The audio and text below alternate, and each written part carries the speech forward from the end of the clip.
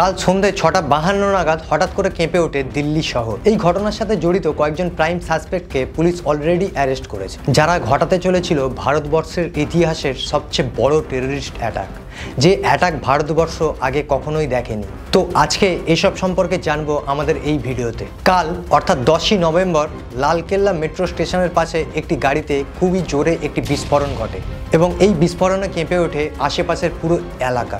এই বিস্ফোরণের ফলে 6টা কার এবং 3টি অটোরিকশাতে আগুন লেগে যায় এবং এই বিস্ফোরণে মৃত্যু হয় 8 থেকে 10 জনের এবং এই বিস্ফোরণে আহত হয় প্রায় 24 জন মানুষ। কিছুক্ষণের মধ্যে এনআইএ, এনএসজি এবং লোকাল পুলিশ পুরো ঘটনাস্থলকে ঘিরে ফেলে এবং এই বিস্ফোরণ যে কারে ঘটেছিল সেই কারটি ছিল হুন্ডাই i20, যার ওনার ছিল মোহাম্মদ সালমান। এমনিতে কাল সকাল থেকে কয়েকটি খবর আসছিল যেগুলো সবাইকে চিন্তায় ফেলে দিয়েছিল। হায়দ্রাবাদের বাসিন্দা ডক্টর আহমেদ মুহিউদ্দিন শেখ, যিনি চায়না থেকে MBBS নিয়ে পড়াশোনা করে এসছেন, যিনি রাইজেন নামের একটি বিষাক্ত পয়জন বানাচ্ছিল।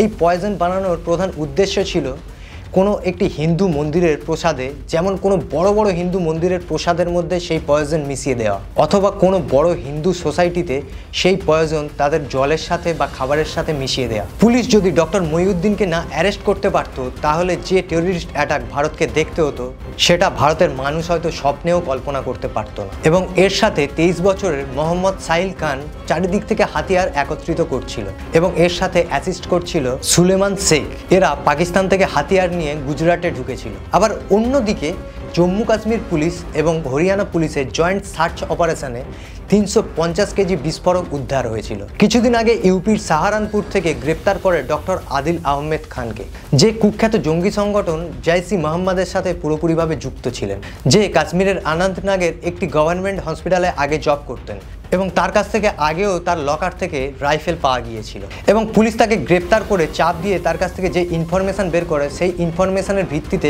পুলিশ সার্চ অপারেশন চালু করে এবং সেই সার্চ অপারেশনে ফরিদাবাদ থেকে উদ্ধার হয় 300 কেজি বিস্ফোরক। এবং এই বিস্ফোরক রাখা ছিল যার কাছে, তিনি ছিলেন একজন প্রফেসর, তার নাম ছিল ডক্টর মুজাম্মিল সাকিল। অন্যদিকে পুনের একটি সফটওয়্যার ইঞ্জিনিয়ারও গ্রেপ্তার হয়েছিল ISIS এবং আল কায়দার সাথে যুক্ত থাকার কারণে, যার নাম ছিল মোহাম্মদ জুবের, যার অ্যানুয়াল প্যাকেজ ছিল প্রায় 25 লক্ষ টাকা। এত টাকা অর্জন করার পরেও এরা কিভাবে এই রকম জঙ্গি সংগঠনের সাথে যুক্ত থাকতে পারে? তবে এবারে বলি দিল্লির ব্লাস্টের সাথে এদের কি কানেকশন আছে। যে হুন্ডা i20তে বিস্ফোরণ ঘটেছিল, সেই হুন্ডা i20র মালিক ছিল মোহাম্মদ সালমান এবং সেই মোহাম্মদ সাকিল আবার ওই গাড়িকে বেচে দিয়েছিল নাদিমের কাছে। পরে নাদিম আবার জম্মু কাশ্মীরের একটি ডিলার, যিনি পুলবামাতে থাকে, তার কাছে বেচে দিয়েছিল এবং এই গাড়ি পরে কিনে তারেক থাকতো ফরিদাবাদ। তারেক ফরিদাবাদে থাকলেও তারেকের আসল বাড়ি ছিল জম্মু কাশ্মীরের পুলবামাতে। অন্যদিকে ডক্টর মুজাম্মিল সাকিল, যার কাছ থেকে 350 কেজি বিস্ফোরক এবং 2টি AK-46 উদ্ধার করা হয়েছিল, সেও থাকতো ফরিদাবাদে এবং যার আসল বাড়ি ছিল পুলবামাতে। তো এইভাবে খুঁজে বের করলে দেখা যাচ্ছে যে এদের প্রত্যেকের সাথে প্রত্যেকের কিছু না কিছু কানেকশন ছিল। তবে সবচেয়ে বড় কথা এটাই যে ডক্টরকে আমরা মনে করি ভগবান, যারা আমাদের জীবন দান করে, তারা এত লক্ষ লক্ষ মানুষের জীবন নেয়ার জন্য উঠে পড়ে লেগেছিল। এবং শুধু ডক্টর না, তার সাথে জড়িত ছিল প্রফেসর এবং ইঞ্জিনিয়ারের মতো বড় প্রফেশনের মানুষজন।